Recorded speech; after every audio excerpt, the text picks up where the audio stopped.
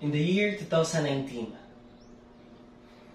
we have experienced from the last 5 years a sudden shift of time. Things we love to do was suddenly change. We have experienced a lifestyle shift of 21st century that was caused by the pandemic. We have experienced a time where we once can freely go out and we can go anywhere we want, but it suddenly shifted and we are now faced with many protocols and many restrictions. Classes from being held inside the classroom are now being held inside virtual classrooms. Students are rushing to buy gadgets just to attend their class. The change was there and we are ought to adapt it immediately. That is why also there's this new notion that comes out from the pandemic, what we call the new normal. Change is constant.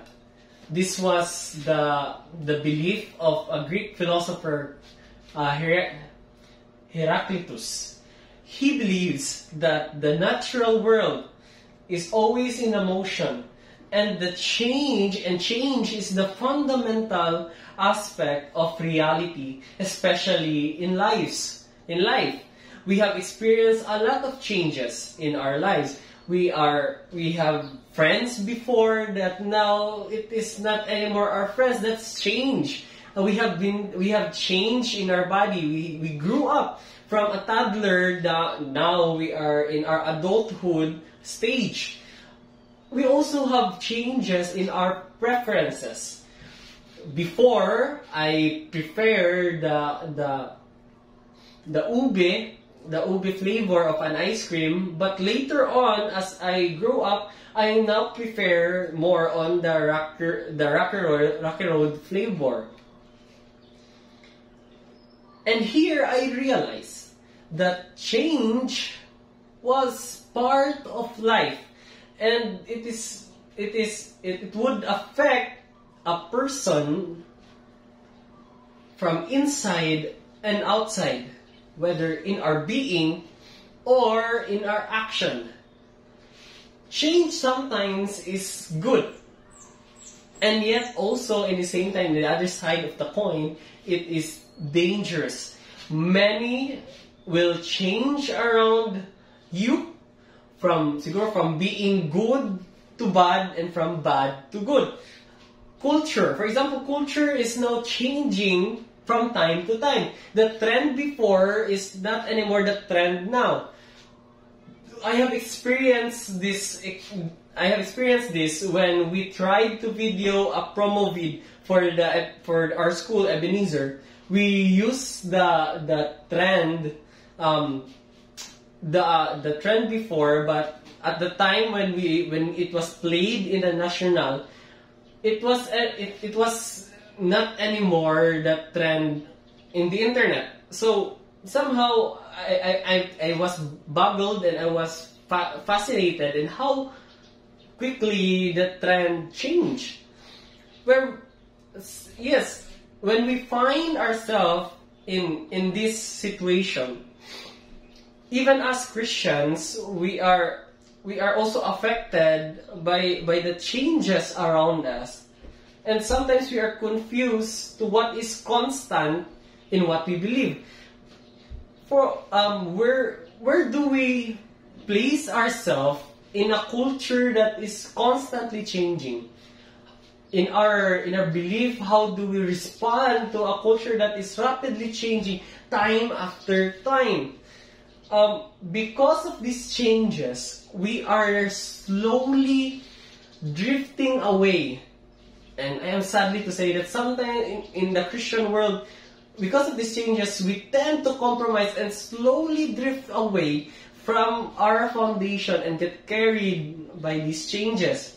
Well, if we are experiencing the changes around us and the changes within us, this phenomenon, this is also what happened to the believers before in the time of Peter. When Peter was writing his second epistles to the believers, this is what he was addressing to them, the changes around them, and the changes that how should the believers should live in this event called new normal arrives. They must be faithful in their identity as a follower of Christ. They must ought to remain faithful and ought to remain faithful in their identity as they were changed and they were being carried out and placed into the kingdom of God. That is why that as they walk in the world that is constantly changing, constantly being renewed every morning and every minute and every second, they must live out the righteousness given in the salvation in contrast to the impending ungodliness. Yes, the changes in the culture affects the Christian. That's why they must live out this righteousness that they have received in their salvation in contrast to the ungodly culture that is constantly affecting them. That is why the true badge that as a Christian or is seen in a believer is displayed in every circumstances. If the believer is true, is marked by their lives and how they are living it. As Peter started his letter addressed to the ones who have received the faith that is the same as the apostles' faith, stated in verse 1, whom by the righteousness of freely given to them through Jesus Christ. These believers have received the merit of forgiveness through the justification in Christ. That was, he said, here is not just a normal salutation in verse 1. But if we try to go back and if we try to see it, Peter was affirming that their status now is not the old self, but they are now redeemed, rescued, justified in the person of Christ, and their status is the redeemed people of God. The richness of the salvation that the believers have received in light of their justification and light of their redemption in Christ was laid here, dear folks, in the scripture. That they did not just receive the salvation, but were given and granted. Listen to this, was given and granted everything that the believers to live a life of piety and a life in righteousness. That through their justification and righteousness that in Christ, God has blessed them with these promises that would lead them to living out this righteousness that they have received in Christ. In other words, Peter was saying, yes, you have been received, yes, you have been redeemed, you have been justified in Christ, but you are not just redeemed and justified by Christ, but in light of your salvation, God all the more bless you with these blessings that would later on be momentous for your life to live in this righteousness. Well, we must ask, what are these godly or what are these promises that Peter was saying to them in light of their salvation? Well, if you try to look in verse 5 to 7, there we can see that God has blessed them with this godly discipline. God has blessed them in order for them to live out or to add into their faith as they live out a changed life. That they may show that they are truly a person who is changed and justified by the Lord Jesus Christ. Hence, what Peter said, that they may become partakers of the divine nature. But why did Peter heavily emphasize and remind the believers to live out the righteousness which they have received in their justification. We must ask the question, why did Peter, in all of the commands, emphasize to live out their salvation or the righteousness that they received in their salvation? Well, we don't need to look further, or we don't need to look far in to search of the reason why did Peter heavily instructed the believers in light of this. In chapter 2, verse 1 to 3, there we will see the false teachers that would come out and would came to this to cause them divisions and destruction. These people who would distort the harmony of the believers and would make name for themselves. These people who would come and they may say that they have the same faith, yet they are living differently from each other, or they're living differently from what true Christian was supposed to live out.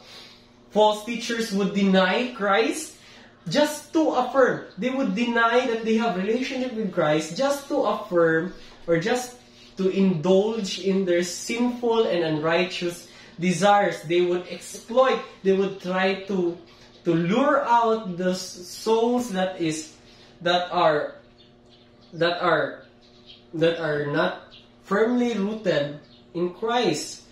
Greediness was present among them. As we read in chapter 2 further, in 12 to 15 and 17, elaborated that their unrighteousness and unholy deeds, just as their eyes are full of adultery, their sins, or they never cease from sinning. Heart in greed, enticing the weak and unstable soul. In other words, they will cause trouble to the believers. Not just that, but they would mock the believers. They would be mocking the believers by asking the question about the coming of the Lord in chapter 3, verse 3 to 7. All of these men that are false teachers, that indulging themselves in the lustful desires, have known God, yet their actions, their lives are completely opposite to what a true believer must be.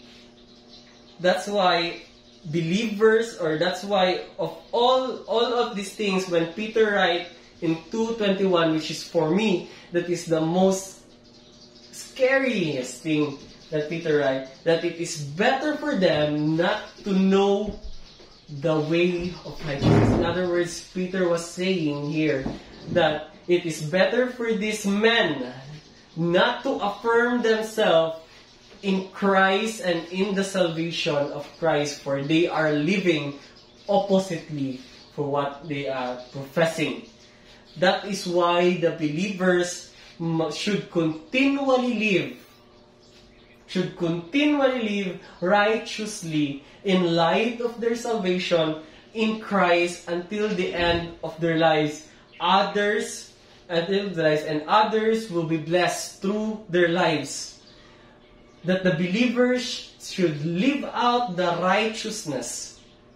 In contrast to those false teachings or false teachers that would entice in their desires, believers should not be like that, but they must continually live out the righteousness that they have received in Christ as they are being justified, being redeemed, being changed by God, and now they must live out in light so that others will be blessed through their lives. We have seen why this letter was written to the believers, encouraging them to live out a righteous life even against ungodliness.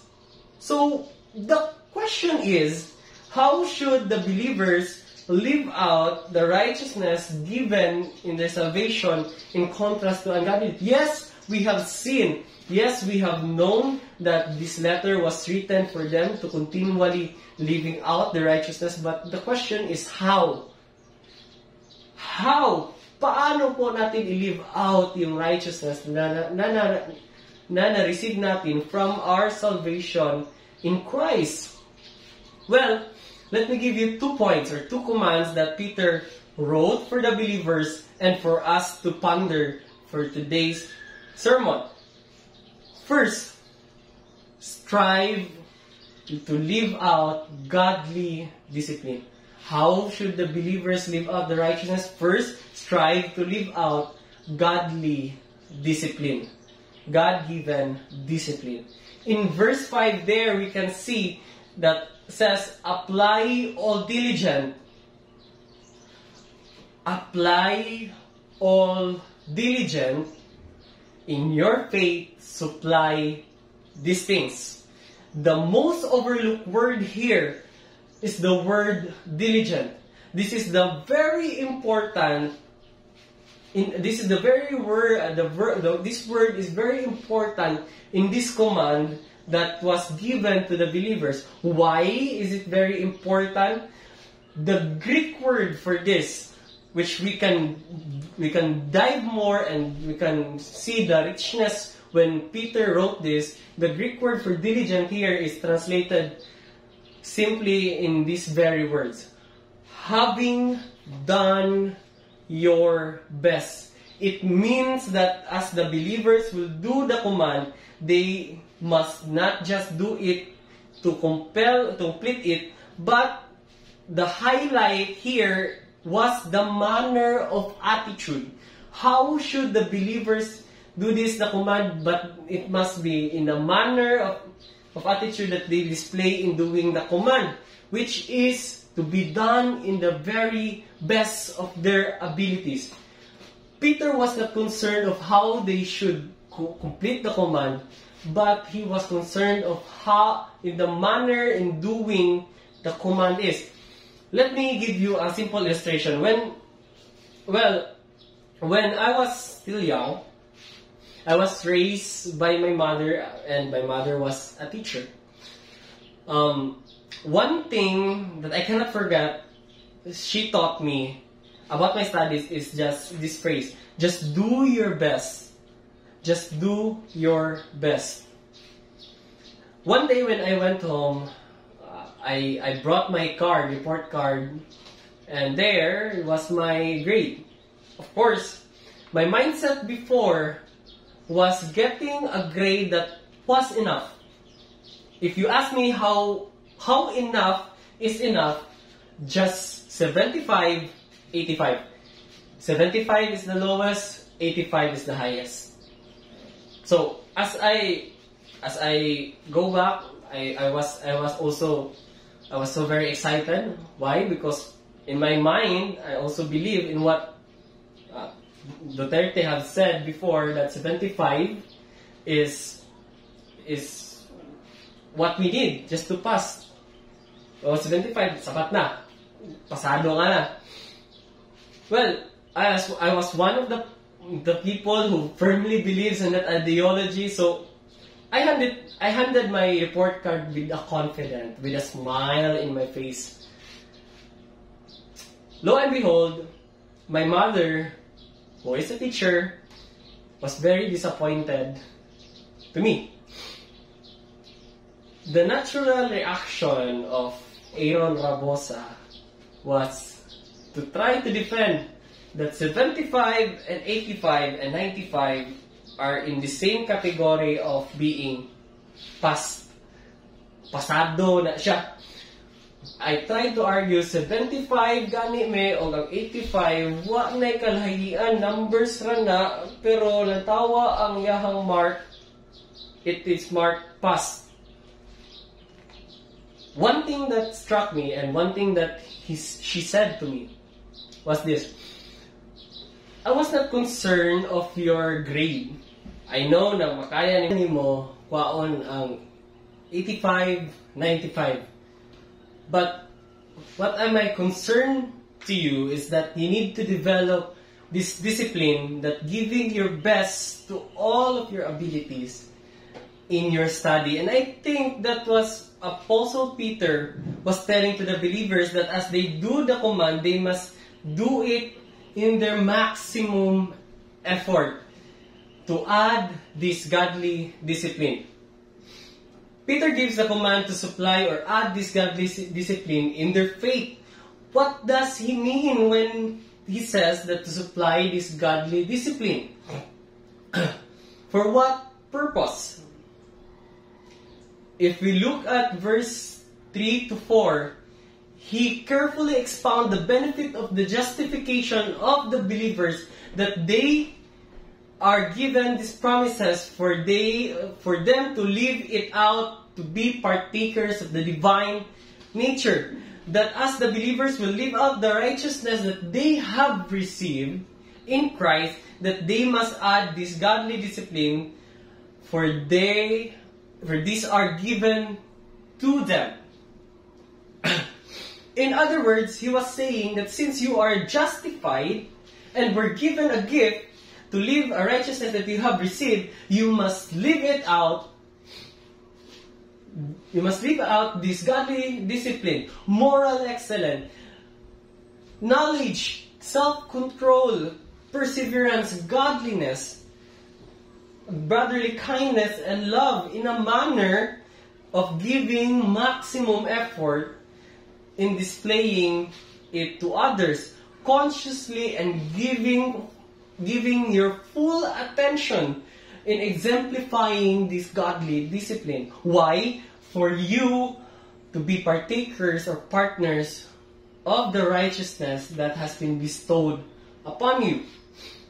That is why in verse 8 highlights being abundant of this discipline will make the believers to be useful and productive, in a sense that they will have a Christ-centered relationship with others, for they will be displaying all these disciplines to their fellow believers and to guard in the upcoming unrighteousness or upcoming false teacher. It was further intensified in verses 9 that those who don't see the importance of these godly disciplines are blind, not in a sense that they are truly blind, but further elaborated by being short-sighted, not seeing the importance of these godly disciplines in light of their justification. The scripture is saying that we, as a redeemed people of God, should apply godly discipline in our faith to the best of our abilities. Again, to the best of our abilities. We should be alert and active in displaying these things as we live out if we live out in Christ, making sure that all our action, thinking, and words are glorifying to God. This is the point of Peter to the believers, that they should live differently from the false teachers whose ways are full of unrighteousness. Faith is needed. Yes, it is needed, but yet we must supply this godly discipline in our faith in the most best of our abilities.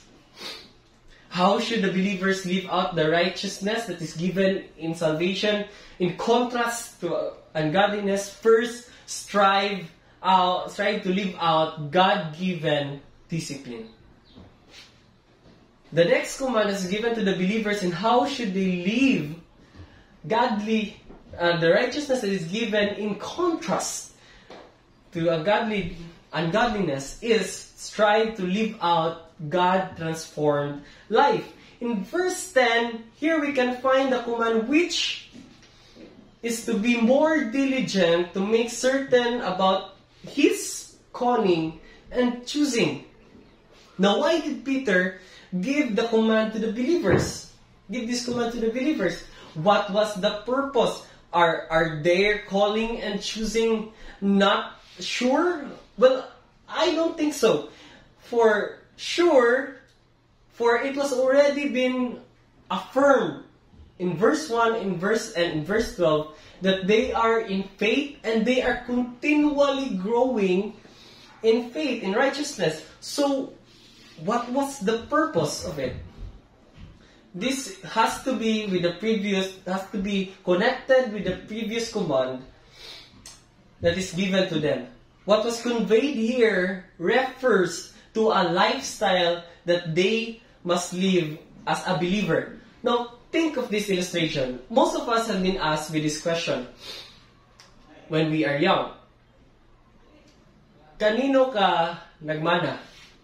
Well, for me, and I don't know about you, but for me, I have been asked many times of this. Kanino ka nagmana? Well, sometimes, sa Bisaya, ginaingon, asa man ka naliwat dong. Well, sometimes, gina-follow up yun siya question na, lahi man kayo kasi mo mama o papa? Well, they have observed that sometimes our physical feature is different from our parents. And sometimes our attitude is not the same attitude that has been portrayed to our parents. Well, yes, we find this funny, but we must, it is dangerous at some times, especially for our Christian walk. Why? Because if we are truly being redeemed by God, then our actions and attitudes should reflect that we are being redeemed.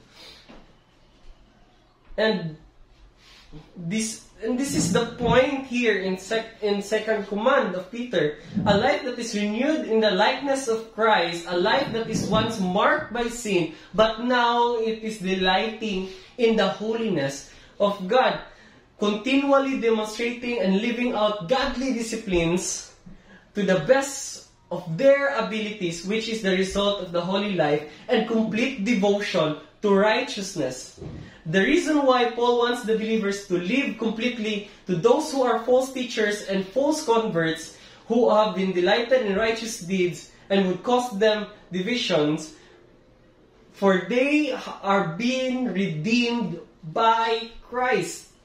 The command to make sure your calling and choosing refers to the lifestyle of the believers that as they live even amidst godliness.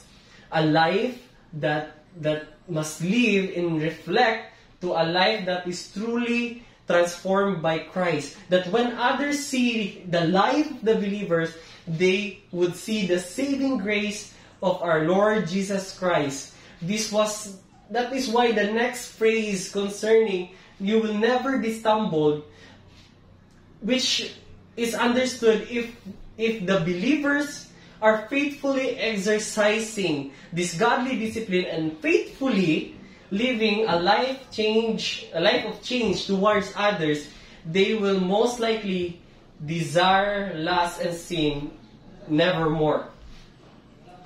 Peter gives us two commands in how they should live a life in light of their righteousness that is been given in salvation. First is that strive to live out God-given principle, God-given discipline.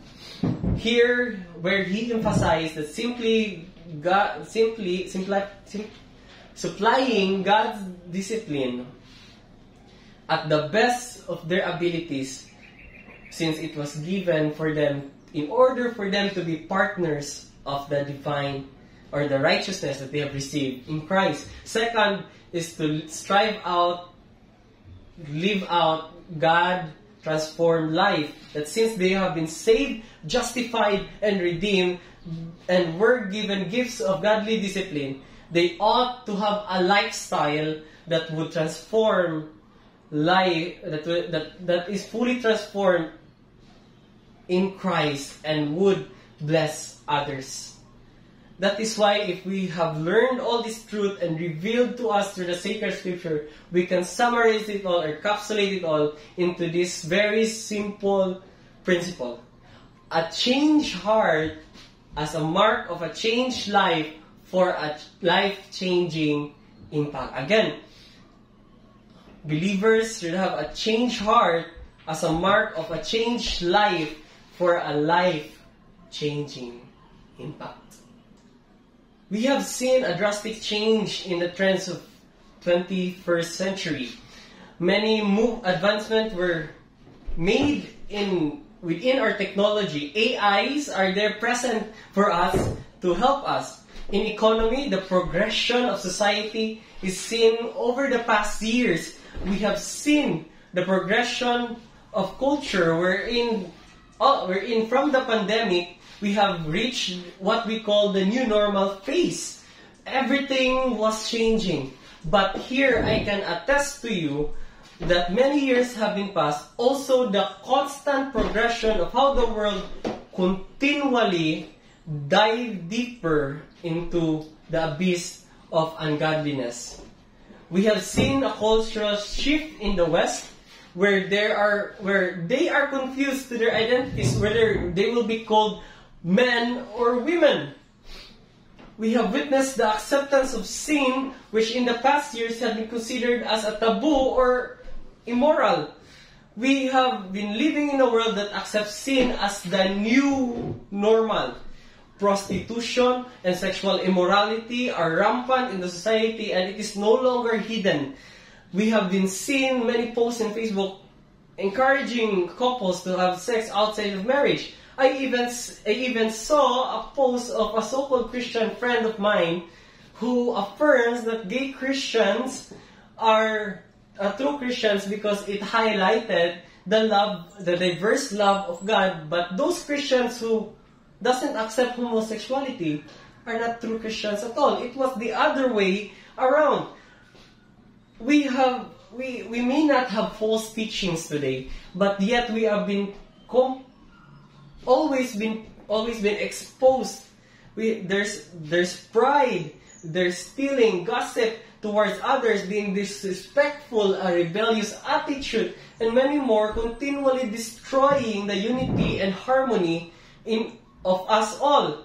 The worst thing here for us is that Christians are even involved in this act. My dear brothers and sisters, it grieves me that I see many Christians have been caught in these ungodly acts. Why? Because just like the passage have said, we have been already redeemed. We have been already been justified and given the promises for us to go in righteousness in Christ. We are changed and rescued by God. Yet, why is it that we are acting as if we are outside of Christ? Preachers, one of the preachers that I have been listening put it in this way: we have been so blinded to the point of not seeing the grace of God that has transformed us mightily. When we put in Christian the other side, a modern Christian, and on the other side is not a Christian, and we try to compare them, we cannot see anymore the difference. They have the same mindset, the same way of thinking, the same way of talking. There's no changes within them. That is why we are constantly exposed to this pressure and temptation. And sometimes it compromises our identity in Christ. Just like when we are carried by our emotion, we sometimes say something that is not supposed to be heard to a changed life person. Our words and actions sometimes question if it is the mark of a truly redeemed person. But what I'm trying to say here, since we are being saved by Christ, and our lives should not be the same, just like when we are not yet in Christ, there should be a change, a major one. We ought to display a changed life towards others, exemplifying a changed heart.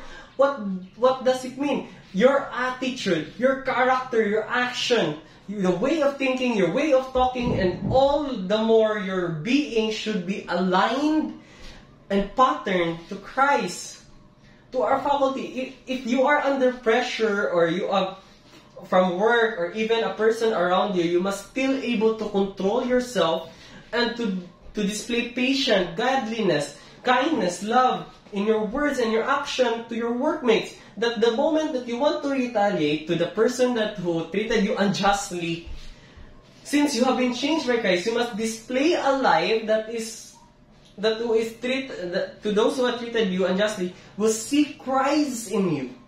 This must be also seen and displayed especially to your household. Does your family sees you as a blessing or not anymore? Are you displaying a changed heart, which is displaying a godly character with the most of your ability, or not anymore? Are you displaying a changed life in your family? Husband and wife, children. It must be present more importantly in a household as Christ-centered family. Are we living a life that is God-glorifying? Or are we living a life that is constantly displaying, constantly putting godly discipline in our most ability or in our most maximum effort? Or are we just a lazy Christian who doesn't even care to live a life of godliness at all? Or are we constantly, in our diligent way, living out our righteousness, our redeemed life to others, that as they see, they would see Christ in us? Students, if you are together with your friends and they are doing what is not glorifying to God, you must stand your ground and not give in to the temptation. For you have been again saved by Christ. Apply all diligent godly disciplines, constantly making effort in dealing with your roommates. Hello, if you are dealing with your roommates and our dorm mates, do they see or do we display a Christ-like attitude? Just like patience, godliness, kindness, love for them, or do they only see a life that is not changed? Are we displaying godly discipline in the most or in our maximum effort every day to our roommates? Are we displaying our changed life to them, or are we mulantaw sila sa tua, mingon sila hay nako, dili inon, praise the Lord. Now, if we go back to our family, from the time that we left them, do they see a changed heart and a changed life that would cause them to say, praise the Lord for what you have done? Or are we just the same person who doesn't do our laundry, who doesn't even display a godly attitude? Yes, soon we'll be leaving here from the institution and doing the ministry as a pastor and as a teacher. There, our attitude will be challenged. We must constantly and the best of our abilities to display godly discipline to our elders, to our members, to our co-workers. You see, if we fail to demonstrate the best of our abilities, godly discipline, it will cause us to stumble or even to be caught in sin. Worse is that we will be the stumbling block to others because of our action, that we don't display a changed heart and a changed life. That is why we must constantly, when I say constantly here, it means that regardless of the circumstances you face, we must live out this godly discipline and prove our salvation to be true by displaying a life that is changed. For we are already been God's children, who is the bearer of the image of His Son, who has saved us through His precious blood. So therefore, my brethren, it should be expected to exemplify a changed heart as a mark of a changed life for a life-changing impact. We should be expected of this. Now, how can we apply this lesson or this truth to our lives, faculty, staff, and student? Now, let me suggest you this simple step that we can make. First is that fill your heart with the Word of God by having devotion, prayer time, and constant meditation of His Word. Why? What comes out from you is the reflection of what is inside of you. If you want to constantly be exposed or constantly to able to demonstrate a changed heart and a changed life, you must be close to Christ. What is inside you, if your heart is full of lustful thinking and unrighteous deeds, then that is the outward expression of your life. But if your life is filled with the righteousness of Christ by applying the godly discipline and constantly meditating in His Word, then it will automatically will be seen in your life as a believer, and others would be blessed. That is why we must constantly meditate in His Word. Second is that find someone that is godly, mature person who are willing to walk with you in righteousness of Christ. That is all willing to rebuke you, to correct you, and to mentor you in how to live a righteous life. Lastly, to always depend on the Holy Spirit. Again, to always depend on the Spirit and always demonstrate in the most possible way your love, your character, even in a small, simple way. When I say depend here, it's not just that when you remember, oh, I need to depend on the Holy Spirit.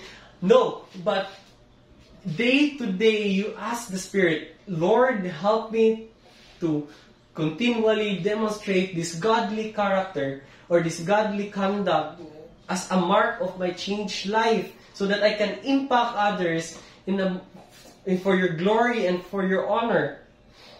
You ask Him to live out this godly discipline and help you to be blessing to others, for not only by His work, for apart from Him, we cannot do this at all.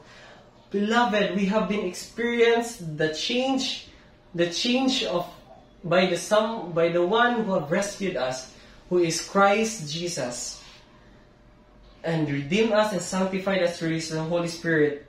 So let us remember to apply this in our life as we walk in this world that is constantly changed. Let us remain as a mark of a true believer, as a changed heart, constantly displaying a changed heart as a mark of a changed life for a life-changing impact. That is why the promise is given to us. Here I read to you, for in this way the entrance into the eternal kingdom of our Lord Jesus Savior will be abundantly supplied to you. In verse 11, as a changed heart, as a mark of a changed life for a life-changing impact. Let's continue to demonstrate our righteousness to others. God bless us all.